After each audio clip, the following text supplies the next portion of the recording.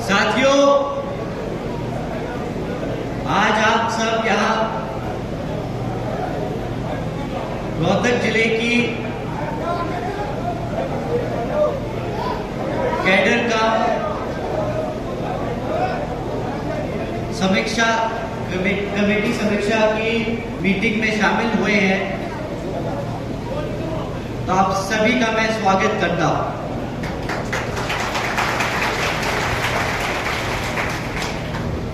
साथ ही साथ आज हमारी महिलाओं की संख्या देखकर जो इतनी बड़ी तादाद में अपने घरों से निकलकर बसपा का मोर्चा संभालते हुए आगे बढ़ रही है, तो आप सभी का भी मैं तहे दिल से शुक्रिया और धन्यवाद करता हूं।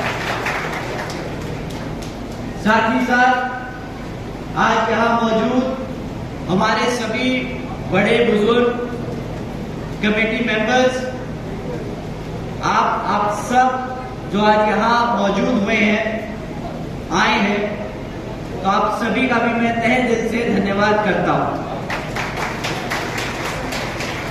और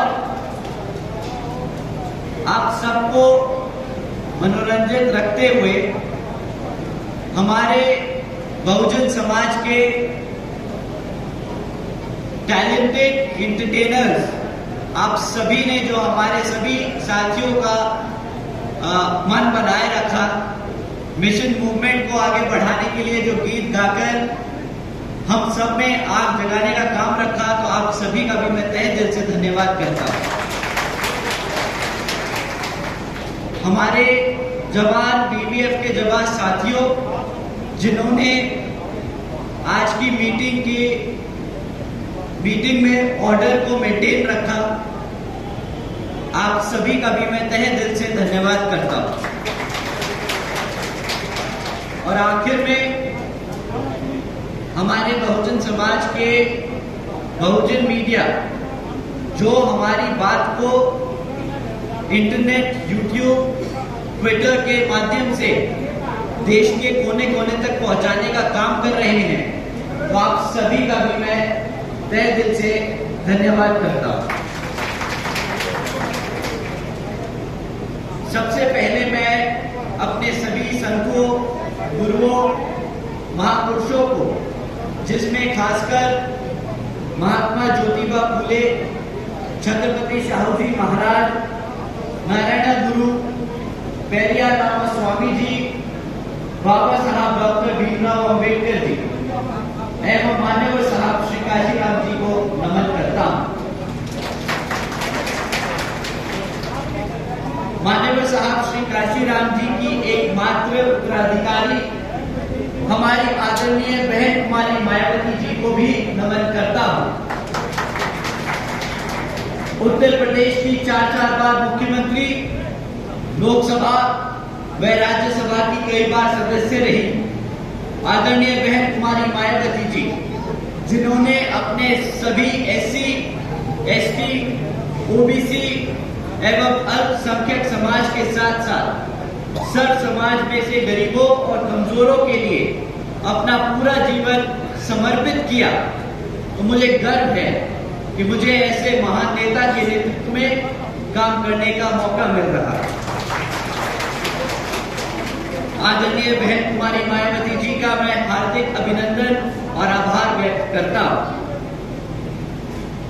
साथियों, साथ ही साथ आज यहाँ इस मीटिंग में मौजूद हमारे national vice president Shri Anand Kumar ji,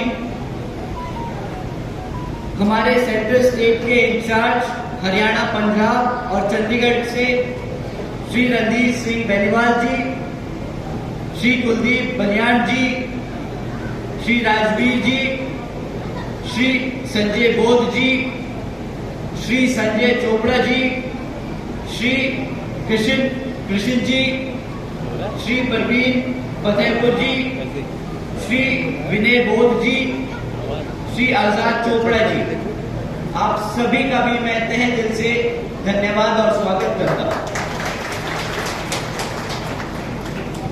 साथियों, आज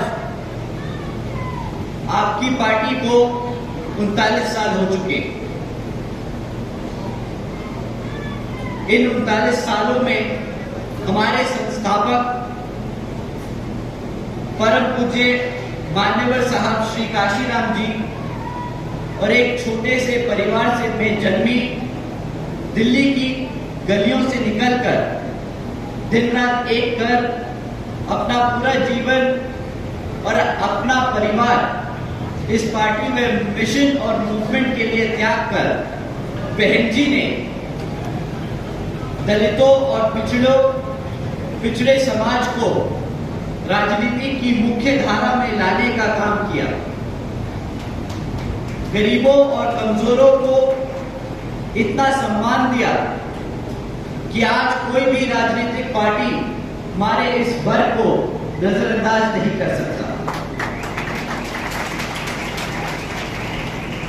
अल्पसंख्यक समाज को उसके हकों के बारे में जागरूक कर इस भारत में भाईचारे के आधार पर एकजुट कर समता मूलक समाज की स्थापना करने की कोशिश की और सर्व समाज को एक सरकार देने का काम किया, जिसकी कल्पना हमारे गुरु बाबा साहब डॉक्टर भीमराव अम्बेडकर जी ने की थी। साथियों, 39 सालों में 39 साल पहले ये मूवमेंट युवाओं ने शुरू किया। आप सब इस मूवमेंट का हिस्सा रहे हैं। आप सब ने वो त्याग किया है जिसकी बदौलत आज हम सब इस पार्टी को इस मुकाम तक लेकर आ पाए हैं। परंतु जैसे जैसे समय बढ़ता चला गया, वैसे वैसे पार्टी में हमारे साथियों की उम्र बढ़ती चली और जिस चीज को ध्यान में रखकर बहन जी ने पार्टी में हर स्तर पर हमारे युवा साथियों के लिए 50% हिस्सेदारी तय की।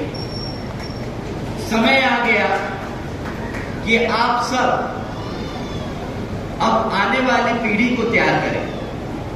बहन जी ने हमें भेजा अपने परिवार से कि अब हम मिशन मूवमेंट में लगकर जो त्याग आप लोगों ने किए उसको हम आगे बढ़ा के चले, ताकि जो सम्मान और अधिकार आज तक आप सबको मिल पाए हैं और अभी मिलने जो बाकी है वो आने वाली पीढ़ी उसके लिए काम करे, ताकि आप सब अपने जो रिटायरमेंट की एज है, जो बुढ़ापे की एज है, उसको अच्छे से व्यापन कर सके। साथियों,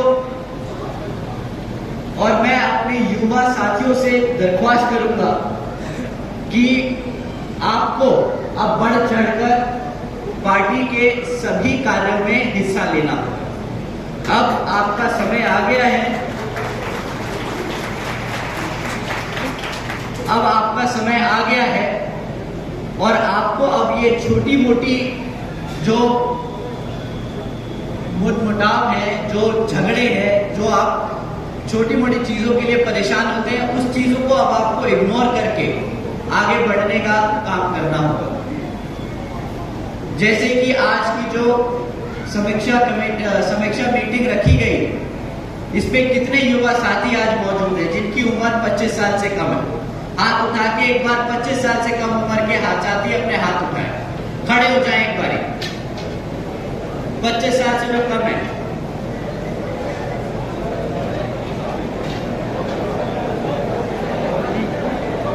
हमारे साथियों की संख्या 10% से कम है। बैठ लीजिए। और कितने साथी हैं जिनके बच्चों की उम्र 25 साल से कम है? हाथ उठाए। एक बार कैमरा घुमा के जरा देखिए, पूरा पंडाल, सबके हाथ खड़े। अब जिन्होंने अपने हाथ खड़े करे, दूसरी बारी में आपसे दरख्वास्त है कि अगली कैडर मीटिंग में, अगली समीक्षा कमेटी की मीटिंग में आप सब अपने बच्चों को लेकर आएंगे।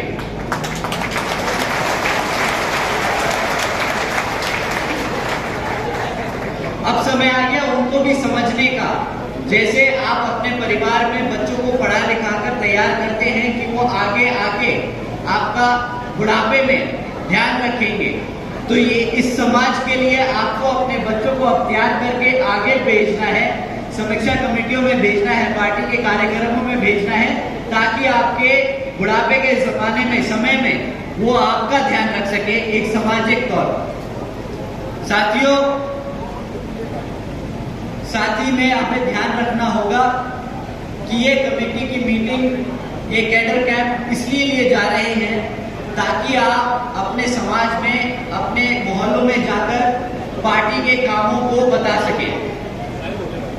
जैसे कि आपको मालूम है, विदित है कि अब कुछ ही समय में लोकसभा के आम चुनाव होने वाले हैं और लोकसभा के 6 महीने बाद ही हरियाणा में विधानसभा के आम चुनाव डिक्लेयर कर दिए जाएंगे।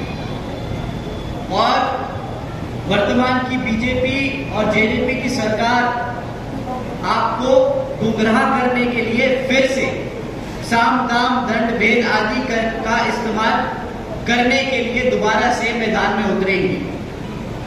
तो आपको इन सब बातों का ध्यान रखना होगा और इनकी बातों में ना आकर इनसे गुमराह नहीं होना और अपने साथियों को भी उसी हिसाब से तैयार करना होगा।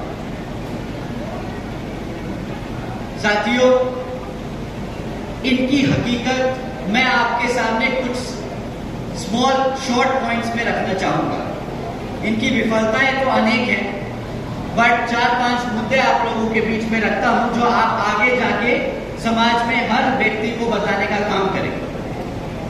पिछले कई वर्षों से बीजेपी जेजेपी की सरकार चल रही है और आज तक ना यहाँ पे गांवों में पक्की सड़कें बनी, ना यहाँ पर 24 घंटे बिजली की व्यवस्था तय की गई, ना यहाँ पर रोजगार के अवसर दिए गए और ना यहाँ जाति और धर्म के नाम पर जो दंगे हो रहे हैं उनको रोकने का काम किया गया। साथियों, अभी कुछ ही समय पहले की बात है, नूह में मुसलमान और हिंदू के बीच में दंगा कराया गया। क्या यहां मेरे बैठे साथी बता सकते हैं कि क्या कोई धर्म किसी दूसरे धर्म या जाति के खिलाफ उत्पीड़न करने की सलाह देता है? हाथ उठा के आप बताएं, अगर नहीं देता तो मना करके हाथ बताएं। तो आपको क्या लगता है कि जो भारत, जहां पर इतने हजारों धर्म, इतनी लाखों जातियां हैं, वहां पे भाईचारे की तौर पर एकजुट होकर आगे बढ़ने का काम नहीं किया जा सकता? आप बताएं, क्या हम मिल बांटकर, मिलजुल कर रह नहीं सकते?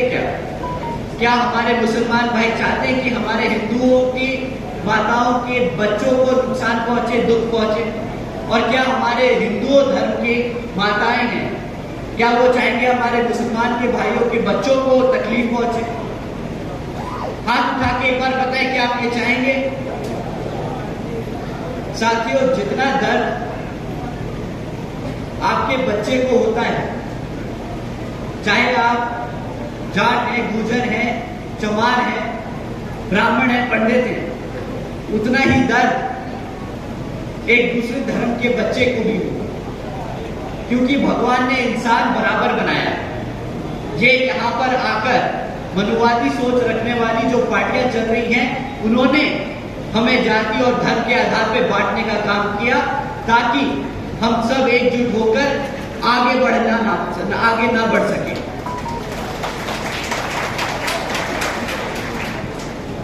साथियों, आज भी बीजेपी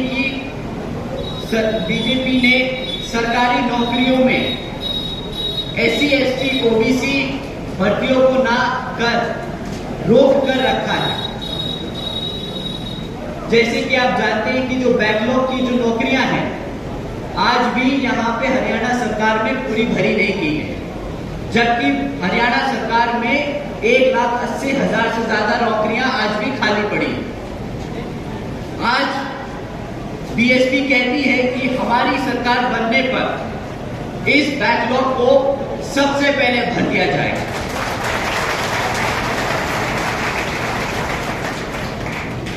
साथियों, आज भी बीजेपी जेजेपी ने एजुकेशन पॉलिसी लागू नहीं करी। कई बारी कमेटी बनाई, कई बारी उस पर चर्चा की, कई बार रिपोर्ट जमा कराई, बट आज तक पॉलिसी लागू नहीं करी। आज बीएसपी कहती है कि जिस तरह पिछड़े बुंदेलखंड क्षेत्र में बाबा साहब doctor Bhimrao Ambedkar medical college और झांसी में मान्यवर Shri Kashiram para medical training college की स्थापना की गई थी, उसी तरह यहाँ पर भी हमारे बच्चों को एजुकेशन में आगे बढ़ने के लिए मेडिकल कॉलेजेस और ट्रेनिंग इंस्टीट्यूट की स्थापना की जाए। आज भी जो आशा वर्कर लंबे समय से अपनी मांगों के लिए धरने पर बैठे हुए हैं, जिनको इस बीजेपी जेजेपी सरकार ने नजरअंदाज कर रखा है, तो आज बीएसपी कहती है कि हरियाणा में सरकार बनने पर हमारे आशा वर्कर्स को की समस्या का उचित समाधान किया जाए।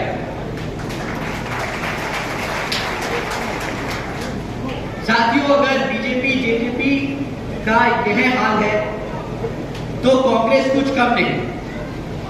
कांग्रेस आपको गुमराह करती है ये बोलकर कि बीएसपी बीजेपी की बी टीम है, बट साथियों हकीकत ये है कि वो इसलिए ये बोलती है क्योंकि उसके पास खुद इतने सालों में सरकार में रहने के बाद भी कुछ काम बताने को नहीं है कि उसने आपके लिए क्या काम किया। इतने सालों से वो सत्ता में आसीन रहे, परंतु आज भी यहाँ के हमारे एससी एसटी ओबीसी और पिछड़े समाज के लिए एक भी काम नहीं है जो उनके नेता आके आपके बीच में खड़े होकर बोल सके कि हमने हमारे समाज के लिए ये काम किया। साथियों, बीजेपी में उससे भी बुरा हाल है। जब से बीजेपी सरकार में आई है, हमारे अपर कास्ट समाज के लोग भी परेशान हैं, क्योंकि वो खुद बखूबी जानते हैं कि इस सरकार में सिर्फ उनके खास लोगों के काम हो रहे हैं। हमारे अपर कास्ट समाज के गरीब और मजदूर लोग आज भी उसी हाल में हैं जिस हाल में पिछले कई सालों से कांग्रेस की सरकार में रहेगा। साथियों, आपका काम है समझाना, इन लोगों को जो भटके हुए हैं उनको सही राह दिखाना और बताना कि किस तरह 4 बार की शासन में जब बहन जी ने सरकार बनाई, अपने 4 बार के शासन काल में किस तरह उन्होंने गरीबों, मजदूरों, कमजोरों के लिए, हर वर्ग के समाज के लोगों के लिए कितने काम किए। साथियों, इन दोनों की सरकार में सिर्फ इन्होंने कुछ ही खास लोगों की तरक्की होते हुए देखी। आज सर समाज में इनकी विफलताओं को अगर हम गिनाने बैठे तो समय कम पड़ जाएगा। आज हम बहन जी की सरकार में 4 बार के शासनकाल में जो काम हुए वो आपके सामने रखना चाहते हैं। आज जब बहन जी की सरकार को याद करते हैं लोग, तो उन्हें याद आता है वो समय जब बहन जी ने सावित्रीबाई फुले बालिका शिक्षा योजना के तहत 7 लाख से ज्यादा बच्चियों को 12वीं तक की शिक्षा प्राप्त करने हेतु 600 करोड़ से ज्यादा लागत इन बच्चियों को अपने पैरों पर खड़ा कर एक उज्जवल भविष्य देने के लिए खर्च। उन्हें याद आता है वो समय जब बहन जी ने देश में पहली बार सरकारी कॉलेजेस में स्टूडेंट हॉस्टल्स के अन्य पिछड़े वर्गों के छात्रों के लिए 27% आरक्षण की व्यवस्था तय। साथियों, उन्हें याद आता है वो समय जब बहन जी ने महामाया गरीब बालिका आशीर्वाद योजना के तहत 3,25,000 बच्चियों को 1 लाख रुपए देने का काम किया। आपको जानकर हैरानी होगी साथियों कि इस योजना के तहत बहन जी ने 3,250 करोड़ रुपए अपनी बच्चियों को देने का काम किया। साथियों में बहन जी का वो समय याद आता है जब बहन जी ने सरकारी नौकरियों के साथ साथ सरकारी ठेकों में भी आरक्षण की व्यवस्था लागू की और साथ ही याद करते हैं वो समय कि किस तरह बहन जी ने सरकारी नौकरियों की भर्ती पर लगी रोक को हटाकर बहुजन समाज के साथ साथ सर्व समाज के सभी जरूरतमंद लोगों को नौकरियां देने का काम किया। साथियों, हमारे लोग याद करते हैं वो समय जब बहन जी ने प्रदेश के व्यावसायिक technical institutions, engineering colleges, polytechnic